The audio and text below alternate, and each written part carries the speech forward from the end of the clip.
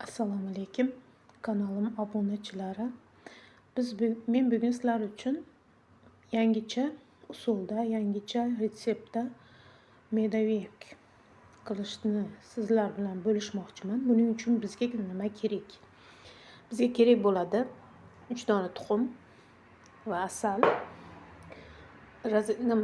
soda, chaynak soda, bu razrыхлитель, shakar, maselka, un va kiloli mana bunaqa zgushenka olsanglar, keyin smetana.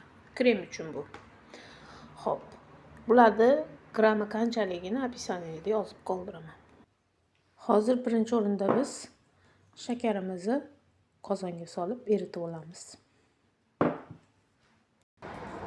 Qozonimizni yoqib qizdirib olamizda. Yozib qator chayqalganligim uchun. Xo'p, shakarimizni solamiz, past olovda uni eritishni boshlaymiz. Karamel bo'lguncha. Shakarimizni solamiz. Iloji bo'lsa, qozonda shakarni eritayotgan paytda taxta qoshiq yoki silikonoviy lopatada ishlatganinglar ma'qulroq. Bu eriydi. Mana bunday bo'lib qaynab chiqishni boshlaydi. Buni endi aralashtirib turmasak, tagab ketishi mumkin, kuyib qolishi mumkin. Iloji bo'lsa, qozoninglar tagiga yopishmaydigan qozonga solganinglar ma'qulroq.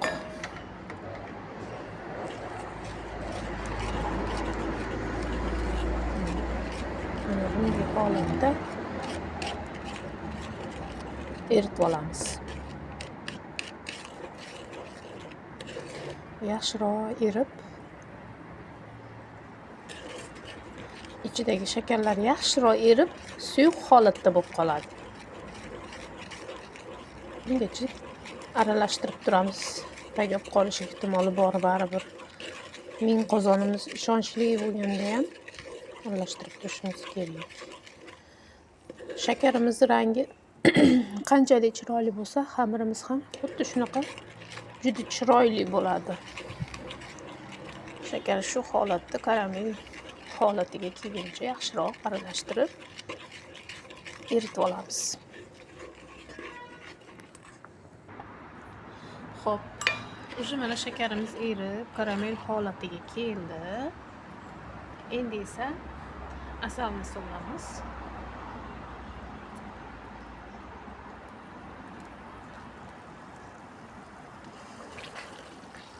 Lichillab haligi ko'pik bo'lishni boshlaydi. Asal bilan shakar bir-biriga reaksiyaga kirishib, ko'pik bo'lishni boshlaydi.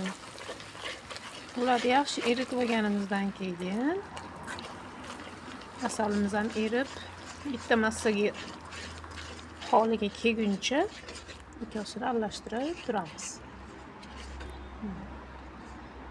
Kamochkalari qolmasligi kerak.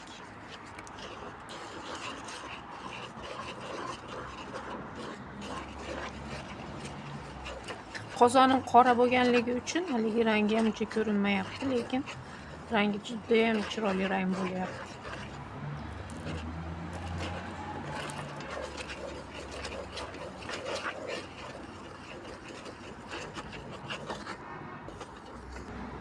Mana eritib oldik. Endi esa chaynak sodamizni solamiz.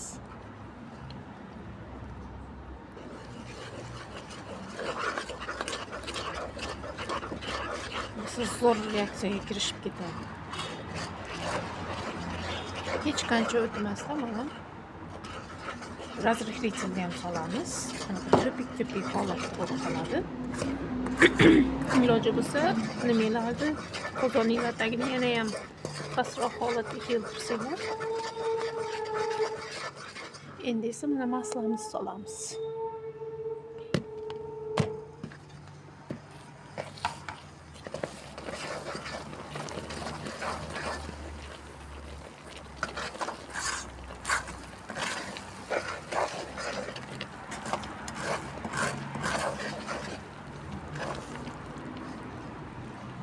masalamiz ham yaxshi erib, bir xil massaga kelguncha aralashtirib turamiz. Masalamiz ham bir xil holatga keldi. Masala ham eridi. Endi buni tagini o'chirib, sovutish holatiga qoldiramiz.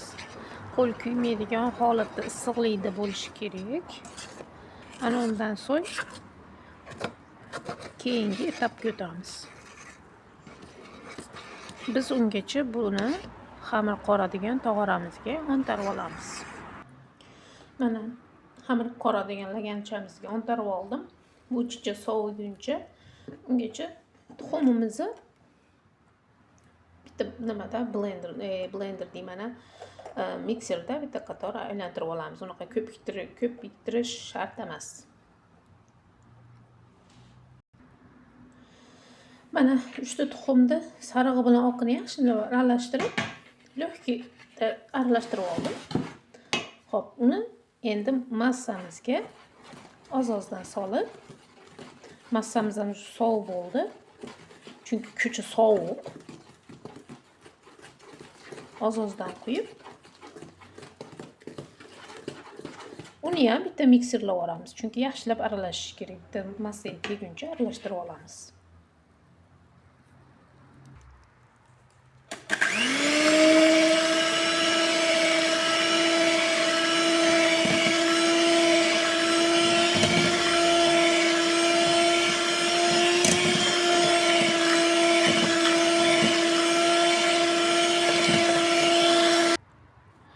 Endi esa unimizni oz-ozdan solamiz. Ozgina aralashtirib turib, yana o'z holiga qo'yib qo'yamiz. Chunki birdaniga unni solsak, bo'kib qolishi mumkin. Bismillah.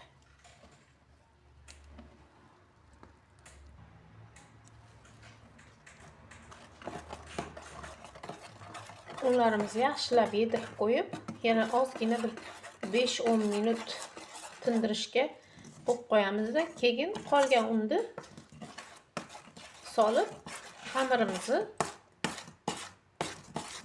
qorib qo'yamiz.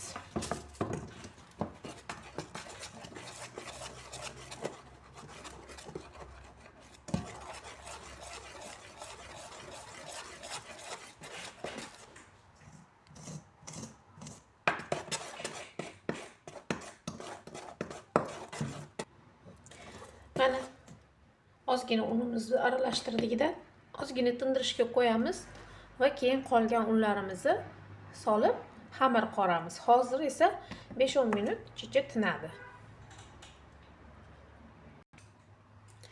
Mana vaqtimiz ozgina vaqt o'tdi. Mana shu holatda quyuqlashishni boshlaydi.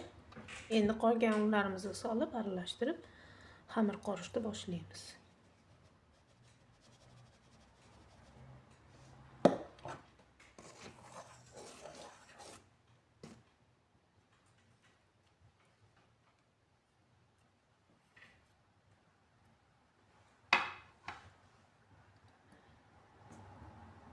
Shunday holatda pastdan tepaga qilib juda yumshoq xamir bo'ladi. Воздушный bo'ladi, chunki xamirimiz o'ta yengil holatda bo'ladi. Og'ir xamir bo'lmaydi o'zi. Shu berilgan retsept bo'yicha qilsanglar, oshirmasdan, kamaytirmasdan qilsanglar hammasi zo'r bo'ladi, xudo xolisa.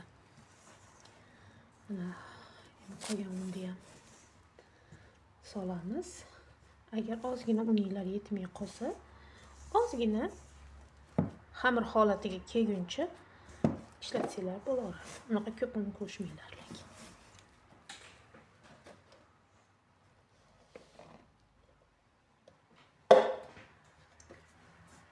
Shu holatda qorishtirishni boshlaymiz. Xamirimiz mana shu holatda bo'ladi.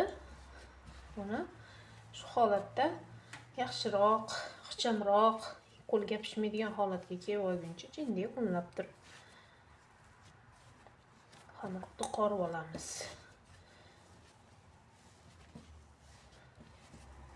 Endi patnisiylarni listinglarni, ya'ni duxovkaning listiga qarab turib, katta kichikligiga qarab turib, buni shu holatda nechtaga bo'lmoqchi bo'lsanglar, men buni 1 2 3 4 5 dona nimaga zuvolachaga bo'lib, zuvala holatda keltirib olaman.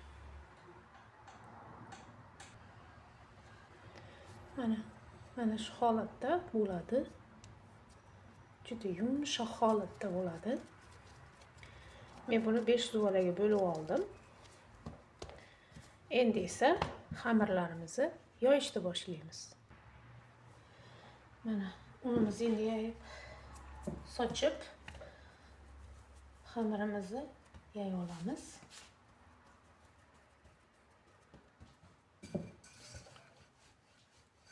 Bunaqa qattiq bostirib, обычный somsani xamirini yaygandaqa yayilmaydi. Yengil ustida yurgizilsa, shunda ham yayilib ketadi o'zi.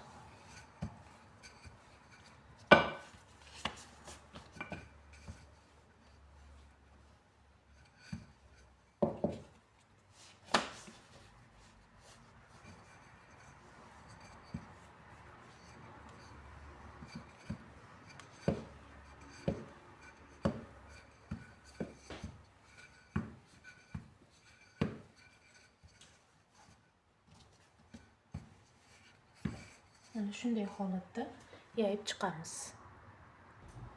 Listni yog'lab oldim. List faqat orqa qismi, ya'ni orqa qismini yog'lab oldimda, xamirimni shu list ustiga qo'ydim va o'zimni shu tortimni, ya'ni medavikni soladigan patnischamni razmerini olib, manaqa chekalarini kesib chiqamiz.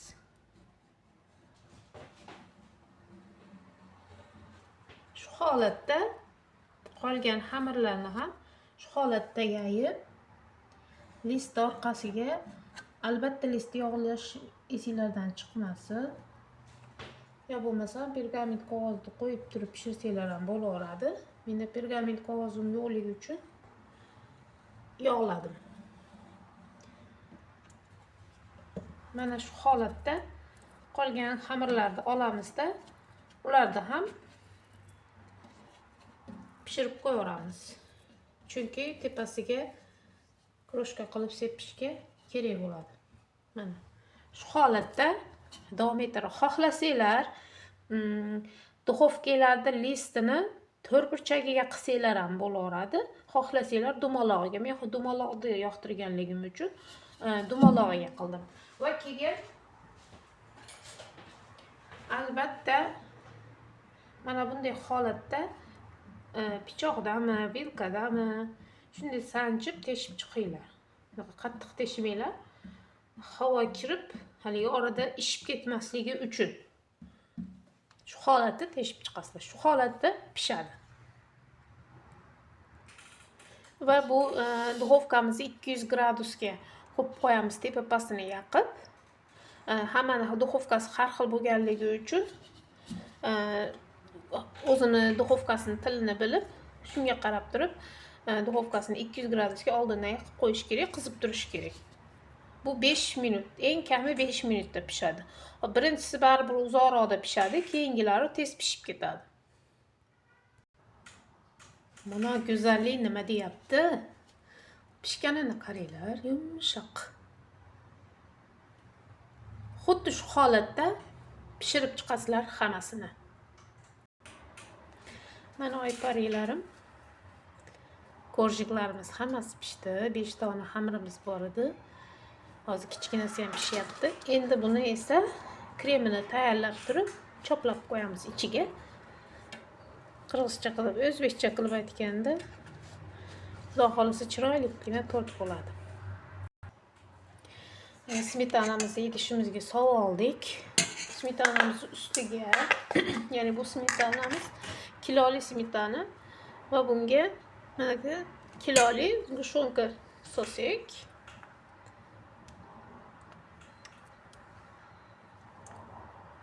Xohlovchilar masalan qaymoqli krem qilib turib ham sosa bo'ladi.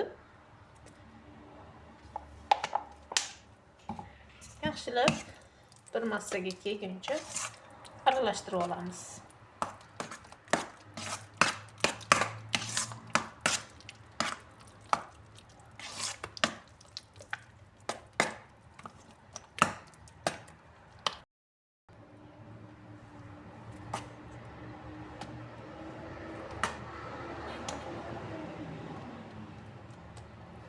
Bunga propitka bo'lishi shart emas, chunki xamir o'zi yumshoqroq bo'ladi.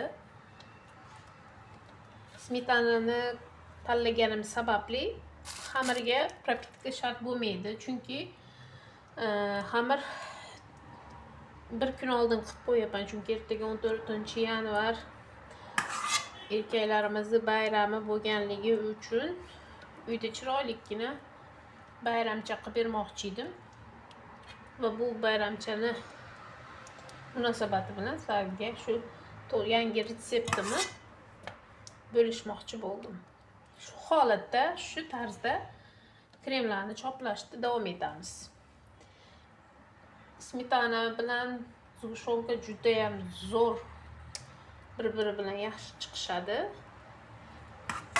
Keyinchalik masalan любой nimaga ishlatsanglar ham, любой bitamda bir tortni orasiga qilsanglar ham juda ham zo'r aytadi. Buni ko'pchilik bilmaydi. Shu holatda choplab agar ozgina masalan jindak qatib nima bo'ladigan bo'lsa, undan hech ham hijolat bo'lmanglar. Tabiiy holatda bu o'zi nimasi kremini o'ziga tortib olgan sari yumshab boradi. Chunki bir kun oldin tayyorlab olsanglar yana ham zo'r bo'ladi. Masalan, hozir tayyorlab 1 soatdan keyin kesib nima qilsanglar, unchalik zo'r chiqmasligi mumkin. Shuning uchun bir kun oldin tortinglarni shu medaviy tayyorlab olsanglar maqsadga muvofiq bo'ladi. Mana tortimizni oxirigacha choplab oldik. Ya'ni medaviyimizni endi buni ustiga haligi kichkina bolachasi bor edi. Shu bolachasini maydalab turib shunday qilib sepib qo'yamiz. Shu bilan tortimiz tayyor.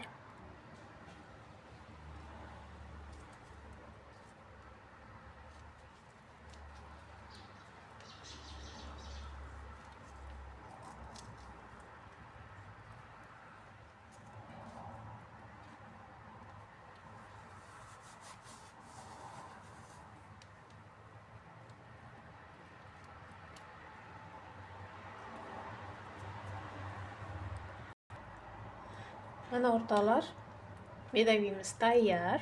Juda mazali bo'ladi. Ertaga xudo xolisa men buni kesib alohida video qilib joylab boraman.